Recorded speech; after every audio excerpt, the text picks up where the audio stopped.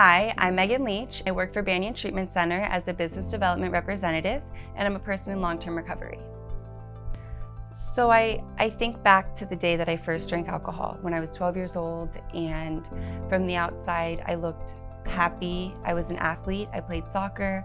I was good. I mean, I could sit here and tell you a lot of things that were positive in my life, but it was definitely overpowered by watching other people around me as I was growing up drink alcohol. And when I drank, I remember being alone. I was at home and I knew exactly where to go. I went into the fridge and I grabbed the wine and I sat on my floor and I drank by myself. I always describe it as, those green Flanagan's cups. That's what I poured like the whole bottle of wine into, and I just chugged it. And when I stood up, my body was numb, naturally from the alcohol, but all of the feelings that I had felt for, all the, previous years of my life, they were gone. I remember drinking and trying different pills, and, smoking weed was already a regular thing. And I already, I'd have a pack of cigarettes in my purse, on any given day. So it was definitely quick. By the time I was in high school and a freshman, it wasn't even a week into my freshman year that I was introduced to harder substances like cocaine, ecstasy, and things like that. So at 15 is when I tried my first roxycodone, which was something that was very normal around that time. This was in 2004. I would also say that I was an embarrassment. I didn't do very well in school, and those were things that made my dad proud, made my mom proud, but I would quickly lose all of that. They didn't want to talk about me. If my name came up in conversation, they would quickly change the subject. Later, things like, I loved you, but I didn't like you, and things like, that I definitely didn't consider at the time. I was not concerned with what, anybody thought. After graduating high school, which I did manage to do, I was completely submerged in my addiction, and I surrounded myself with worse people. I surrounded myself with people that were involved with doctor shopping and things like that were really big down here in South Florida in 2008. And I was 19 years old, and I was driving but a mile away from my house when I got pulled over. I had a suspended driver's license. I had a warrant out for my arrest. I had weapons in my trunk, and I had enough drugs that I ended up getting arrested on 3 felony drug trafficking charges. I remember just being very tired and confused and wondering what was going to happen next. I woke up in the holding cell and I had to go to my first court appearance at 6 a.m.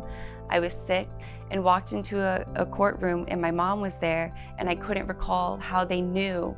Then after being in jail for a little bit, I got released onto house arrest, and so I was transported by an officer to my house. I got an ankle bracelet put on my ankle. So finally my court day came, and I was given a deal. Either I go to prison for a year or I go to rehab. You would think it would be a no-brainer, but I reluctantly chose to go to rehab. And I did all the steps. I had to go to this weekly group until they had a bed available for me. So I go to treatment, and I remember sitting in group for the first time and sitting in there and wondering what the heck I was doing there. I had no idea what I was in for. That place taught me how to mop floors, do dishes, show up on time, participate, have something to offer, how to listen. And I really learned everything that my life is based on today. It really started there. I was really annoying. I would show up to meetings with my bag, and I was so excited about rehab, and I was all these new things to be very grateful for. So that's, my journey took off. Just like my drug addiction took off quick, so did my recovery. I felt absolutely like a new person. I think I was definitely reborn in the sense of thought processes, ideas, concepts that were extremely foreign to me. So for me, recovery was just opening the doors to all of these concepts that I really liked. I realized I wasn't destined to be an addict. I realized the cards I was dealt didn't have to be addiction, because I really believed that. I thought this was just what I was supposed to be.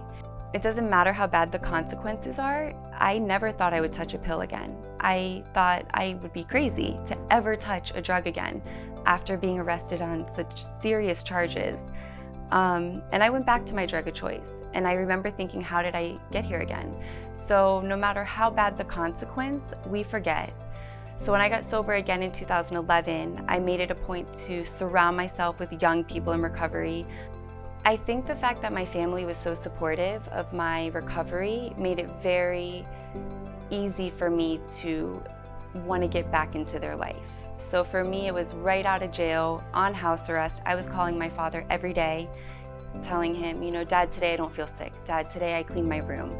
Simple, tiny little things. I learned that it was up to me to start calling them. And little by little, I got closer with my siblings. I got really close with my stepmom and my dad. My mom and I have always been close because I think the reason I had so much support from my family was because I didn't exhaust them. I really did a big deal on them the first time, in that my life is very much built up with things that I've chosen today. And that's definitely something that recovery has given me. I've been able to create my life to look how I want it to. Very much into fitness. I love exercising. I love exerting energy. And that has led into doing things like CrossFit competitions, running marathons, and doing things I never ever thought I could do. And things like really going back to school and being passionate about school and doing well and not cheating and not just getting by like I did my entire life. Currently going to school for my bachelor's in human services, and you know, and that journey alone has looked different. I think my biggest lesson this year has been that change is okay. When I started with Banyan, I was going to school to be a nutritionist.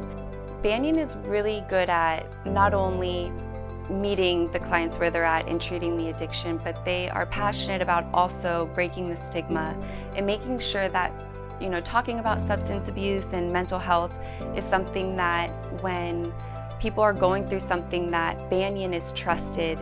So I get to go into schools and I get to speak to kids from the ages of 4th grade up into college, and I get to, you know, tell them my story and hopefully prevent them from having to go through what I went through. And letting my story be out there has been ultimately what my whole life is built on at this point. And I think that is quite a good insurance policy on my recovery, as long as I keep doing the next right thing. For anybody that's seeking treatment, I would say it's supposed to be scary, it's supposed to be uncomfortable, you know, do it anyway.